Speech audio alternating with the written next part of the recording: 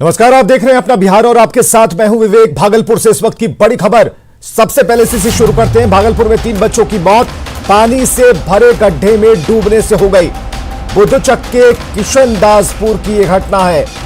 पानी से भरे गड्ढे में डूबने से मौत हुई है और हम आपको बताएं कि यह भागलपुर में 3 बच्चों की मौत से जुड़ा हुआ मामला। किशनदासपुर की घटना, रानी दियारा के रहने वाले थे तीनों बच्चे और खेलने के दौरान तीनों बच्चे ही डूब गए। बाढ़ में विस्थापित परिवार के ये तीनों बच्चे थे। तो जो खबर आ रही है उसके मुताबिक रानी दियारा के रहने वाले तीनों बच्चों की मौत हो चुकी है।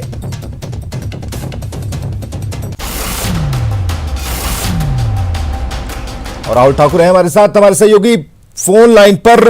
राहुल, अपडेट क्या है?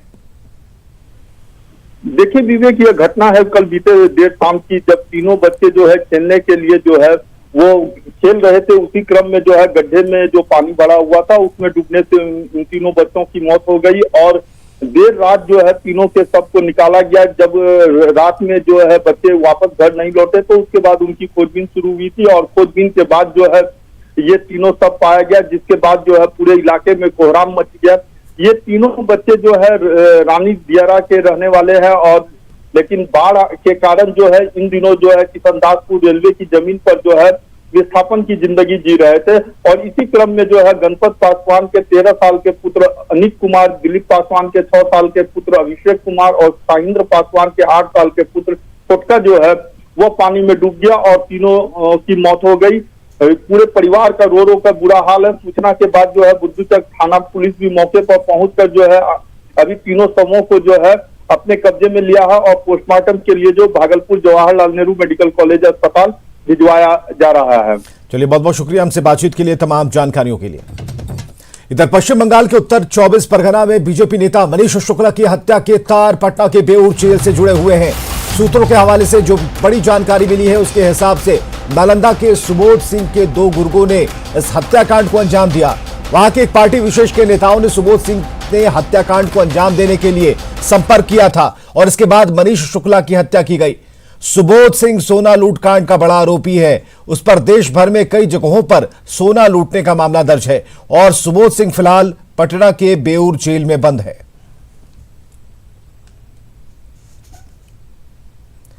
तो सुबोध के गुर्गों पर हत्या का आरोप। सुबोध सिंह, जिसकी तस्वीरें हम आपको दिखा रहे हैं, सोना लूटकांड का मुख्य आरोपी और 2017 से बेऊर जेल में है बंद सुबोध सिंह, लेकिन जेल में रहते हुए भी इसकी गतिविधियां लगातार जारी हैं। कोलकाता का मनीष शुक्ला हत्याकांड के पीछे जो तार जुड़े हैं वो सीधे बेऊर जेल से जुड़ते हुए नजर आ रहे हैं, जहां पर अपराधी सुबोध सिंह बंद है।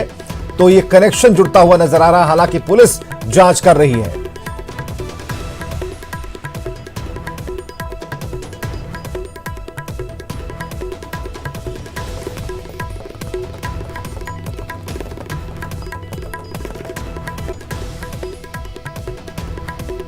पश्चिम बंगाल का मनीष शुक्ला हत्याकांड, जिसके सीधे तार अब जुड़ रहे हैं बेऊर जेल से। सुबोध सिंह अपराधी, जिसकी फोटो हम दिखा रहे हैं, मशहूर सोना लुटेरा है ये। को कोलकाता स्थित उत्तर 24 परगना में जो बीजेपी नेता की सरेआम मनीष शुक्ला की हत्या की गई, उसके तार जो हैं इस बेऊर जेल से जुड़े पाए गए हैं। जो जानकारी मिली है सूत्रों से, उसके मुताबिक जो मनीष शुक्ला की हत्या है वो इसी बेऊर जेल में बंद जो नालंदा का निवासी सुबोध सिंह है, उसने अपने गुरुओं के सहयोग से कराया है। जो जानकारी मिली है उसके मुताबिक टीएमसी के कुछ नेता सुबोध सिंह से जो है वो संपर्क साधा और फिर सुबोध सिंह अपने गुर्गों को ये टास्क दिया। सुबोध सिंह के गुर्गे जो हैं उन्हें जो है ये टास्क मिला और फिर वो कोलकाता के लिए रवाना हुए। 24 परगना वो पहुंचे और फिर टीएमसी के जो नेता हैं उन्होंने उन हथियारबंद अपराधियों को जो है बाइक उपलब्ध कराया और उसके बाद फिर पूरी प्लानिंग के तहत जो स्क्रिप्ट सुबोध सिंह ने लिखी थी, जो टीएमसी के नेताओं ने मिलकर लिखी थी, उसके तहत जो है जब वो मॉर्निंग वॉक करने मनीष शुक्ला निकले तो उन्हें सरेआम गोली मार दी गई और फिर मनीष शुक्ला की हत्या हो गई। जो जानकारी है उसके मुताबिक सुबोध सिंह जो है वो आतंक अपराधी है। सोना लूटकांड मामले में वो जो है आरोपी है और जो जानकारी है उसके मुताबिक सुबोध सिंह जो है वो बंगाल, राजस्थान, नागपुर समेत देश के कई राज्य हैं जहां पे उसने हाल के वर्षों में सोना लूटकांड की बड़ी घटनाओं को अंजाम दिया। जो मुथूट फाइनेंस है और मन्नापुरम गोल्ड फाइनेंस कंपनी है, उसमें धावा बोल करके अपने हथियारबंद साथियों के साथ उन्होंने जो सुबोध सिंह है उसने 1 क्विंटल से अधिक सोना जो है वो लूटा। और इसी लूटकांड मामले में जब नागपुर में उसने एक बड़ी घटना को अंजाम दी थी, तब उसकी पत्नी जाह्नवी को जो है वो महाराष्ट्र पुलिस ने गिरफ्तार किया। और उसके बाद जो इनपुट्स मिले उसके आधार पर जो बिहार STF है उसने सुबोध सिंह को 2017 में जो है वो गिरफ्तार कर लिया था। और उसके बाद से लगातार जो सुबोध सिंह है वो इसी बेऊर जेल में बंद है। जानकारी ये भी है कि बिहार पुलिस से बंगाल पुलिस ने संपर्क साधा है। हालांकि इस मामले पे बिहार के जो आला पुलिस अधिकारी हैं फिलहाल कुछ भी बोलने से गुरेज कर रहे हैं। कैमरा पर्सन नीलमणि के साथ अमित कुमार, न्यूज़ 18 पटना। पश्चिम बंगाल के बीजेपी नेता मनीष शुक्ला मर्डर केस में बिहार कनेक्शन सामने आने के बाद सत्ताधारी दल जेडीयू और बीजेपी ने सफाई दी और कहा कि इस मामले में जो भी दोषी होगा वो नहीं बचेगा। जिस चीज़ की ओर आप विषय बता रहे हैं, अगर इसमें थोड़ा भी सच्चाई होगी तो निश्चित रूप से हमारी सरकार उस पर कड़ी कार्रवाई करेगी। और हम लोग तो बंगाल में लगातार कहें कि ये राजनीतिक हत्या की जा रही है भाजपा कार्यकर्ताओं की, लेकिन अगर वो तार बेऊर जेल से जुड़ा है और अपराधियों का उसमें कोई कनेक्शन जिस प्रकार से आप बता रहे हैं और जिस प्रकार से जानकारी आ रही है, तो आप निश्चिंत रहिए, हमारी सरकार अगर बेऊर में भी अगर होंगे तो जो भी दोषी हैं जिसके माध्यम से ये सिस्टम कमज़ोर पड़ा है उन पर भी कार्रवाई होगी। देखिए, बंगाल में घटना घटा है, मनीष शुक्ला जी का मर्डर हुआ है। अगर यहाँ बेऊर जेल से कनेक्टेड है ये केस, तो निश्चित तौर पर बिहार पुलिस, बंगाल पुलिस जांच करेगी। बंगाल पुलिस जितना मदद चाहेगी बिहार पुलिस को उसका सहयोग करेगा। निश्चित तौर पर हम लोग न किसी को बचाते हैं न फंसाते, कानून अपना काम करता है। इधर चुनाव को लेकर पुलिस सतर्क है और सख्ती से चेकिंग अभियान चला रही है। सिवान में वाहन चेकिंग अभियान के दौरान एक लग्जरी कार से 1 करोड़ रुपए का गांजा बरामद किया गया है। मैरवा थाना क्षेत्र के छापर चेक पोस्ट पर पुलिस को यह कामयाबी हाथ लगी। 5 बोरियों में रखे गांजे का वजन 1 क्विंटल 35 किलोग्राम है। पुलिस ने कार चालक आमिर खुर्शीद को गिरफ्तार किया है। आमिर हुसैनगंज का रहने वाला बताया जा रहा है। पुलिस अब पूछताछ में जुटी है और यह पता लगाया जा सके कि गांजे की डिलीवरी कहां होनी थी और इसका नेटवर्क कहां से जुड़ा है।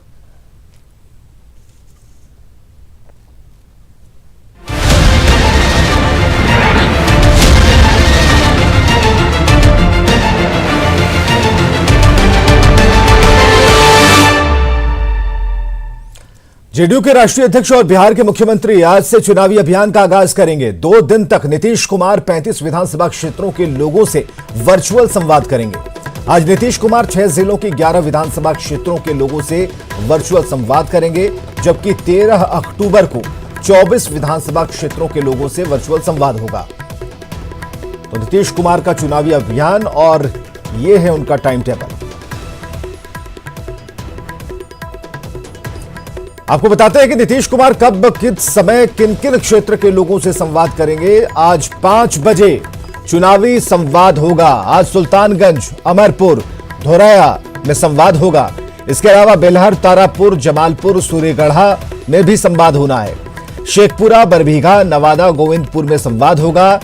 कल 11 बजे चुनावी संवाद का भी कार्यक्रम है, जिसमें मोकामा, मसौढ़ी, पालीगंज में कल संवाद होना है। इसके अलावा कुर्था, जहानाबाद, घोसी में भी कल ही वर्चुअल रैली होगी। संदेश, अगियाओं, जगदीशपुर, डुमरांव, राजपुर में कल संवाद होगा। कल शाम 4 बजे से सभा होगी। चेनारी, सासाराम, करगहर में वर्चुअल सभा। दिनारा, नोखा, ओबरा, नवीनगर में सभा होगी। इसके अलावा रफीगंज, शेरघाटी, बेलागंज, अतरी में भी सभा होगी। और कल 4 बजे झाझा और चकाई में भी सभा का आयोजन होना है।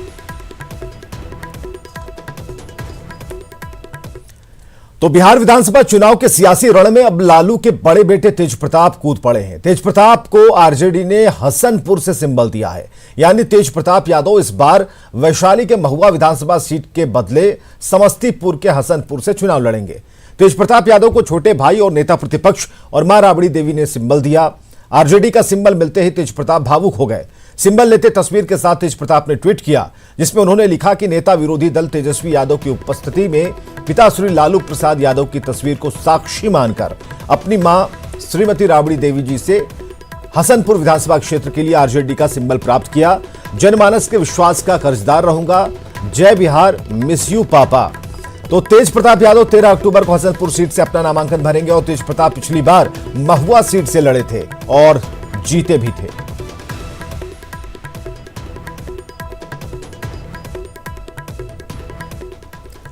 तेजस्वी कल से करेंगे चुनावी अभियान की शुरुआत। बड़ी खबर आ रही है, कल से तेजस्वी चुनावी रण में कूदने वाले हैं। रोसड़ा में कल होगी तेजस्वी की पहली सभा। तेज प्रताप यादव के नामांकन के बाद रैली होगी और कल हसनपुर सीट के लिए तेज प्रताप यादव पर्चा भरने वाले हैं। तेजस्वी भी नामांकन के दौरान मौजूद रहेंगे।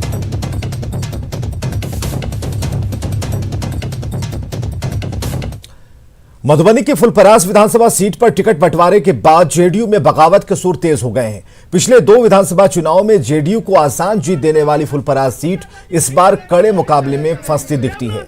दरअसल फुलपरास सीट पर जेडीयू की सिटिंग एमएलए गुलजार देवी की जगह पार्टी ने इस बार एक नए चेहरे शीला मंडल को उम्मीदवार बनाया है, जिससे पार्टी की जमीनी कार्यकर्ताओं के धड़े में नाराजगी है। वहीं नाराज कार्यकर्ताओं के आह्वान पर सिटिंग एमएलए गुलजार देवी ने विरोध का झंडा बुलंद करते हुए बतौर निर्दलीय प्रत्याशी चुनावी समर में उतरने का ऐलान कर दिया। साथ ही पार्टी कार्यकर्ताओं के साथ गुलजार देवी ने जेडीयू आला कमान पर टिकट बेचने और पार्टी के समर्पित कार्यकर्ताओं का अपमान करने का गंभीर आरोप लगाया।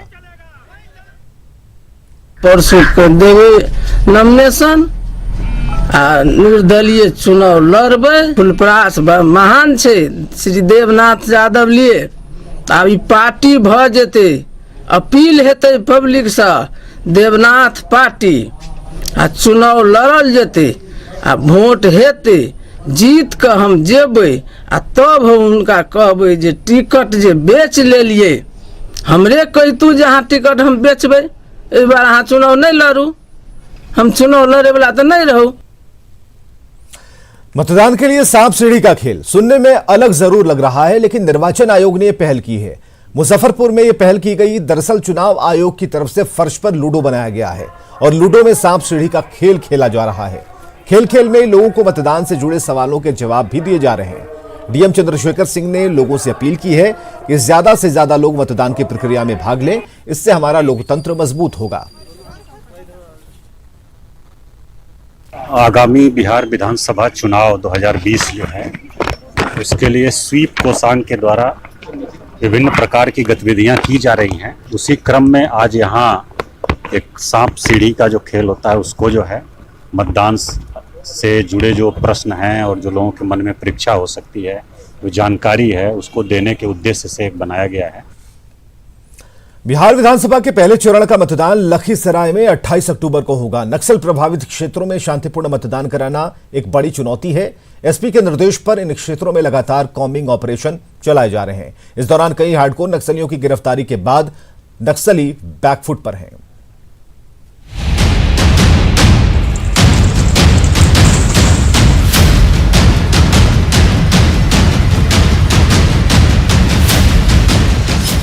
लखीसराय एसपी सुशील कुमार के निर्देश पर एएसपी अभियान अमृतेश कुमार के नेतृत्व में नक्सल प्रभावित क्षेत्र पीरी बाजार, कजरा, चानन और महजनवा समेत दर्जनों गांव में लगातार सर्च ऑपरेशन और फ्लैग मार्च चलाए जा रहे हैं, जिसमें भारी संख्या में एसएसबी और सीआरपीएफ के जवान शामिल हैं।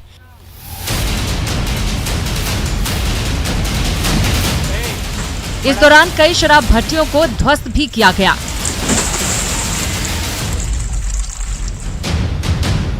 चुनाव को लेकर पूरी सतर्कता बरती जा रही है। खासकर नक्सल प्रभावित सूर्यगढ़ा विधानसभा क्षेत्र के 291 मतदान केंद्रों पर खास नजर रखी जा रही है। नक्सलियों के मांद में मौजूद इन मतदान केंद्रों पर मतदान कराना प्रशासन के लिए बड़ी चुनौती बनी हुई है।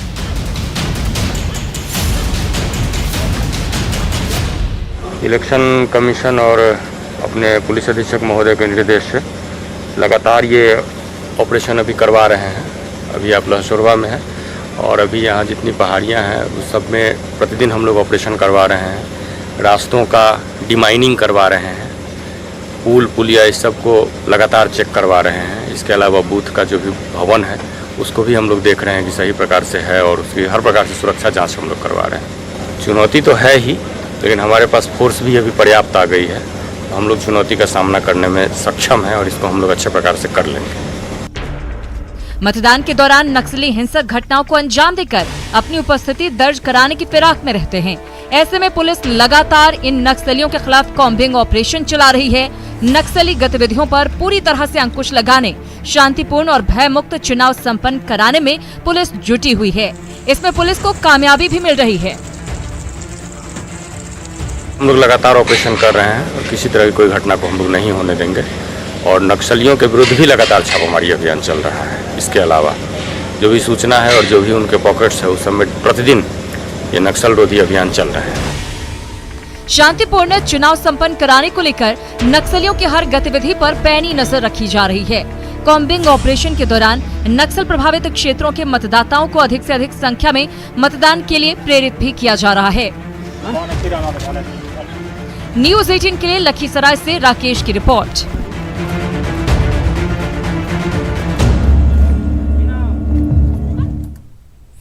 और बात दरभंगा में जल जमाव से परेशान जिंदगी की। दरभंगा शहर के वार्ड संख्या 1 की बड़ी आबादी जल जमाव से परेशान है। मोहल्ले की मुख्य सड़क से लेकर गलियों तक में बरसात का गंदा पानी भरा है। जल जमाव से बीमारियों की आशंका बनी रहती है। मजबूरी में लोग इस गंदे पानी में चलने को मजबूर हैं। स्थानीय लोगों की शिकायत है कि करीब 3 महीने से पानी जमा है, लेकिन इस बीच किसी ने उनकी सुध नहीं ली। जिस तरह पूरे भारत में लॉकडाउन लगा, ऐसे लगता है इस पूरे बस्ती में एक वार्ड में पानी का लॉकडाउन हो गया। आज तक ऐसे ही पानी, ये तो पानी अभी आप कम देख रहे हैं। आप देखिए पानी की स्थिति कैसी हुई, पीला से काला हो गया। ये बीमारी का घर होते जा रहा है। तो हम डर लग रहा है कि कुछ दिन में लगता है कि ऐसा बीमारी हो जाएगा, सब लोग को अस्पताल शिफ्ट होना पड़ेगा।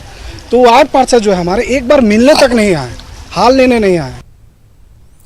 बक्सर में महिला के साथ तो दरिंदगी का मामला सामने आया है। घटना बक्सर जिले के मुरार थाना क्षेत्र की है। परिजनों ने पुलिस में गैंगरेप की शिकायत के साथ महिला के 3.5 साल के बेटे की हत्या का भी मामला दर्ज कराया। इस मामले के सामने आने के बाद एसपी नीरज कुमार सिंह खुद इस मामले में जांच को लेकर सक्रिय हो गए हैं और एक आरोपी को गिरफ्तार भी किया गया है। बताया जा रहा है कि महिला बैंक में पैसे जमा कराने गई थी। इसी दौरान उसके साथ ये घटना घटी। तालाब से बच्चे का शव बरामद किया गया है। वहीं महिला बेहोशी की हालत में मिली, जिसका इलाज सदर अस्पताल में चल रहा है।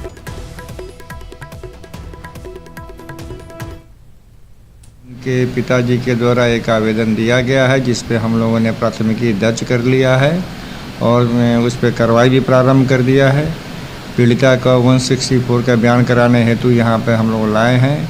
उनका मेडिकल बोर्ड से जांच कराया गया है। रिपोर्ट अभी तक प्राप्त नहीं है।